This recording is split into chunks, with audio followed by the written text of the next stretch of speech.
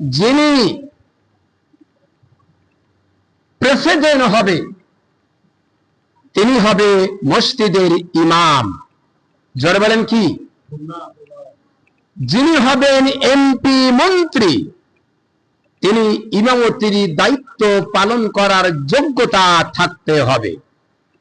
এখন যারা আছে এরা যদি ইমামতির দায়িত্ব পালন করতে নেয়, মুসল্লিরা বলবে লা হাওলা ওয়ালা কুওয়াতা ইল্লা বিল্লাহ, একটা মুসল্লি থাকবে না, সব মসজিদ থেকে চলে যাবে।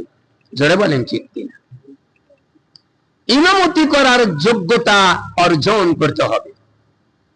আজকে আমাদের দেশে ইমাম মুয়াজ্জিন এরা অবহেলিত, লাঞ্ছিত। পৃথিবীর প্রতিটি দেশেই দেখা যায় জেনারেল লাইনে যারা লেখাপড়া করে তাদের বেশিরভাগ সরকারি চাকরি হয়। জোরে বলেন ঠিক কিনা? সরকারি চাকরিতে ইন্টারভিউ হয়, অ্যাপ্লিকেশন জমা হয়, ইন্টারভিউ নিয়ে সিলেকশন করা হয়, চাকরিতে নিয়োগ দেওয়া হয়। কিন্তু আমরা দেখতে পাই যিনি ইমাম তিনি হবেন প্রেসিডেন্ট, যিনি হবেন প্রেসিডেন্ট নেতা তিনি হবে ইমামের দায়িত্ব পালন করবে। কিন্তু সেই ইমামদের মুয়াজ্জিনদের দেখা যায় তারা সরকারি কোনো চাকরিতে নিয়োগ পান না। জোরে বলেন ঠিক কিনা?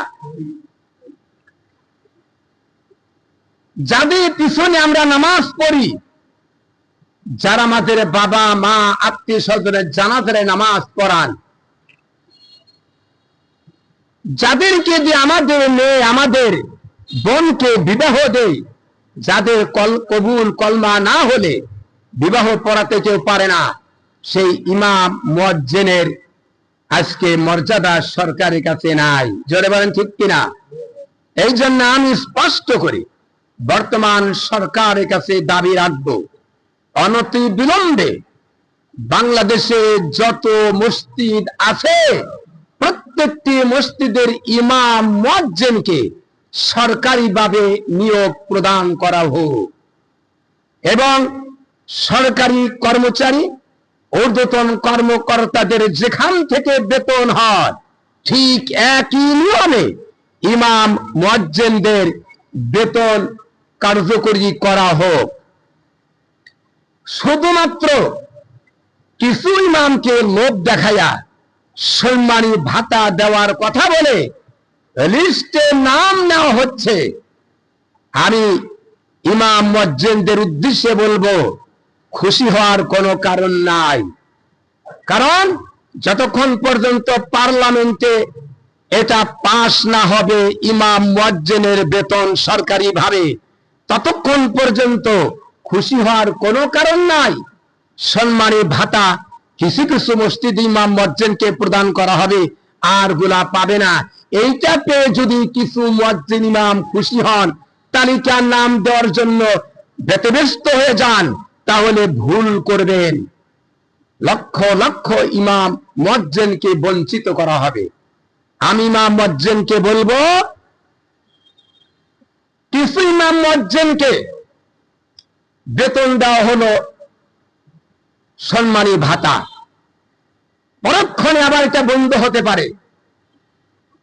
কিন্তু আপনাদের নামে বাজেট হবে কোটি কোটি টাকা যদি আপনার চাকরিটা সরকারিভাবে পার্মানেন্ট হয়, তাহলে কি আত্মসাৎ করতে পারবে না, দুর্নীতি করতে পারবে না। যদি বলেন ঠিক কিনা?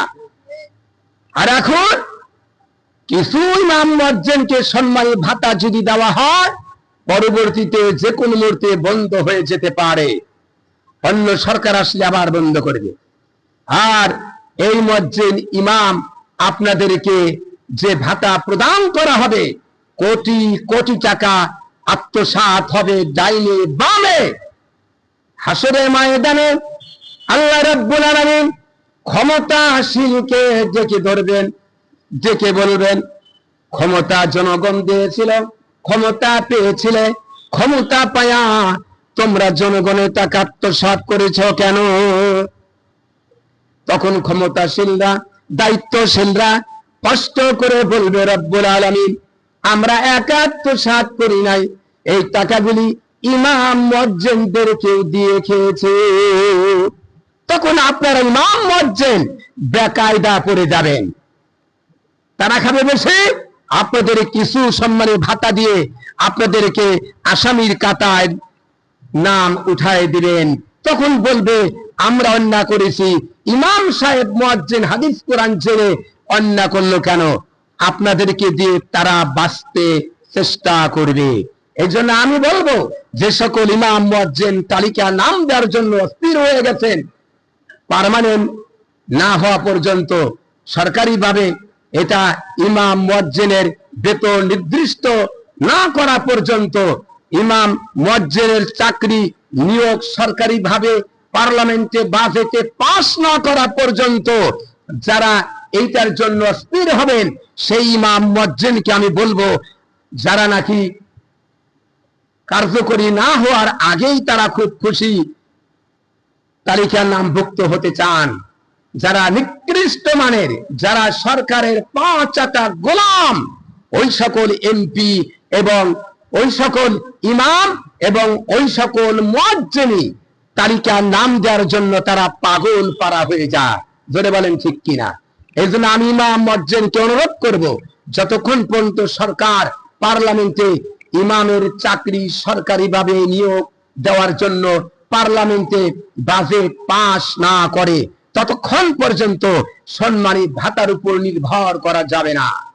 এটা একটা তামাশাও হতে পারে। জোরে বলেন ঠিক কিনা?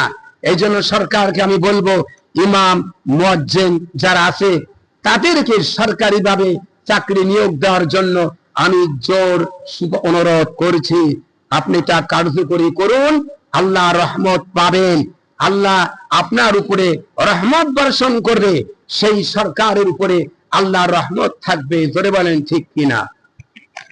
ভাই আমার,